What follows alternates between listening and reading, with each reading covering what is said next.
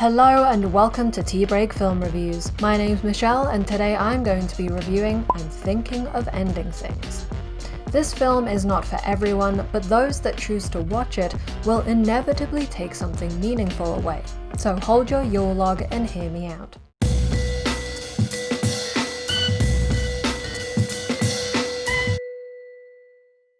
Before we start, please consider subscribing to help support this channel so we can keep making videos like this. I'm Thinking of Ending Things tells the story of a young woman who is traveling with her boyfriend to meet his parents.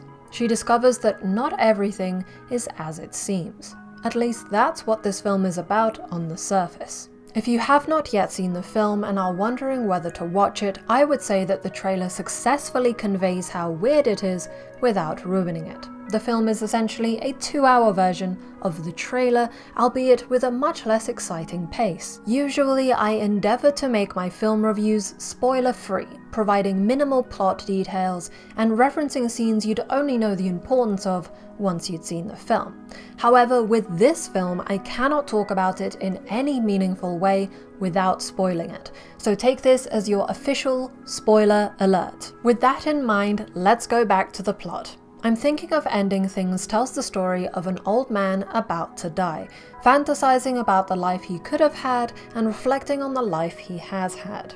The young woman who leads the narrative is a figment of his imagination, embodying the women that throughout his life he did not have the courage to talk to. One thing I definitely appreciate about this film is this big bamboozle of a plot. Those who know Ian Reid's book or are familiar with writer and director Charlie Kaufman's previous work may have been prepared for the fantasy element, but I certainly was not. I went into it blind, not reading or seeing anything about this film, watching it only because it was suggested in the comment section in one of my other reviews. It's a difficult film. It's long and quiet, and its pace fluctuates from scene to scene, conversation to conversation, even line to line.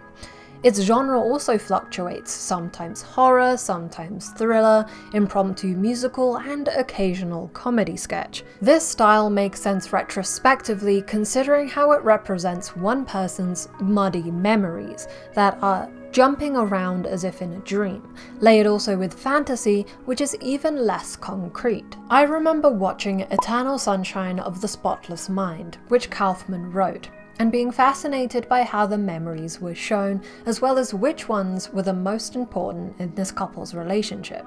That film was sad because you as the audience member knew that the memories you were seeing would cease to exist for the main character. In Ending Things, the representation of memory is similarly clever, however the direction and presentation is far bleaker. Not many people want to live a life of regret, let alone see the regrets of a lonely, middle-aged janitor who voluntarily freezes to death. When I sat down to watch this film, I did not expect to have an existential crisis. It certainly strikes a good argument for seizing the moment and taking risks whilst you can before you too become old and full of regret. And it's not just the character of the janitor that has this impact, but the depiction of the parents during various stages of their lives is also haunting. We see the father experiencing dementia, not being able to remember the names of things, and even forgetting his son. We see the mother struggling with tinnitus and later on unable to even feed herself. Old age is not a topic frequently discussed, at least in Western culture. There is an air of taboo around it. It's not a scandalous subject, it's just an uncomfortable one. And seeing these characters go from full of life and laughter to unable to speak and understand things is pretty upsetting. These themes of memory, age and time are universal and always great topics for films of any genre to explore. However, what makes this story unique is the lead character, who is Jake's, i.e. the janitor's, fantasy, and who becomes self-aware that she is a fantasy. She discovers that Jake can hear her thoughts and that he drew paintings that she thought she had drawn. It is here where the film began to alienate me.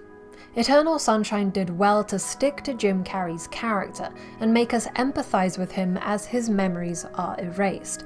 In Ending Things, I was too busy trying to figure out what was happening to the young woman to even try and create a deeper connection to Jake's character. On the other hand, as she is a part of him, then connecting with her also means that I'm connecting with him. But I still feel that visually seeing two people creates a divided allegiance. I could appreciate everything collectively by the end, but not during the action. So perhaps knowing the book beforehand would have helped me to digest the film a bit better. I could watch it again, but because I didn't have a strong connection with the characters in the first place, I don't particularly want to. The film did have a great emotional impact on me in terms of the themes of old age, but it's not something I really want to experience again. Last week's film, The Devil All the Time, was consistently upsetting, just like this film is. However, The Devil has this captivating vibrance to it that comes from the performances, from how the story was told through multiple timelines that converged, through the cinematography and the editing. In Ending Things, every technical aspect is being utilized to portray a person's memory. The aspect ratio can be considered a representation of how no one really remembers anything fully. The bleak landscape and muted color palette reflect the sadness of the janitor's life and his regrets. It is creative, but once again it's difficult to watch because the visuals and the pace become monotonous, especially in the second half.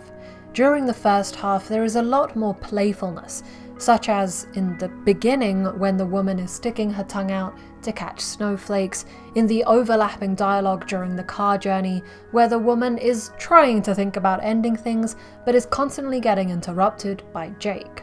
I really enjoyed these moments, even the dinner with the crazy laughter from the mother and the conversation about how she's been misremembering the name of the trivia game. It was all very engaging, but as soon as things started unraveling after the dinner, that playfulness gets lost, replaced with total sadness and confusion. The characters become monotonous as well, and though I understand how this reflects the janitor's psyche and progression of thought, it still serves to alienate me from the film.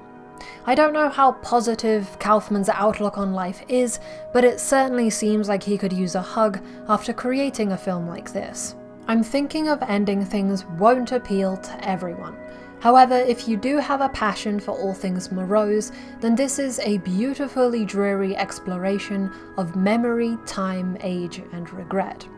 It has many clever details that help to visually portray the facets of one person's mind, who is at the end of their life. Thank you for watching. Please like this video if you enjoyed it, subscribe and hit the bell icon if you want to see more videos, and comment with your thoughts on the topic. What other films have physical characters that are imagined by other characters? For more film content, feel free to follow us on Twitter, Facebook, or Letterboxd, all linked in the description. Otherwise, this has been Tea Break Film Reviews. My name's Michelle, and I hope you have a great day.